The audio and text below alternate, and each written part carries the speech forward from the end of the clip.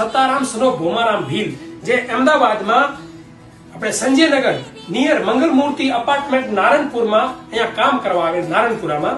તો સવારમાં 6:30 વાગે દૂધ લેવા ગયેલો છોકરો 2 દિવસ પહેલા હજુ સુધી એનો કોઈ પણ ઇન્ફોર્મેશન નથી, કોઈને મળ્યો નથી.